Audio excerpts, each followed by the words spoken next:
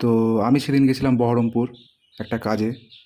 তো বাড়ি আসার সময় ভাবলাম যেখান থেকে আমি আমার বাগানের ফুল ও ফলের গাছগুলো কিনে নিয়ে আসি, সেই নার্সারি থেকে একবার ঘুরে আসি।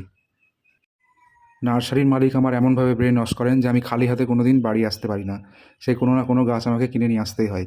তো আমার অনেক দিন ধরে ইচ্ছে ছিল যে আমার তো বাড়িতে পিঙ্ক পার্পলের যে ড্রাগন ফল সেটা তো আছেই। তো অনেক দিন ধরে ইচ্ছে ছিল একটা হলুদ ড্রাগন ফল লাগাবো।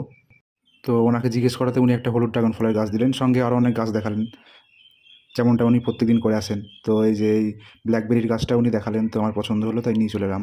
আস্তে আস্তে আবার বাসের মধ্যে হুড়োমুড়িতে ডালটা ভেঙেও গেছে, তো সেটা অসুবিধা নেই। তো তার সঙ্গে নিয়েছি একটা কাঠগোলাপ। আমাকে বলা হয়েছে এটা লাল ভ্যারাইটি, কিন্তু জানি না যে কী হবে। আর তার সঙ্গে আছে আর একটা গাছ, সেটা হচ্ছে পাতিলেবু।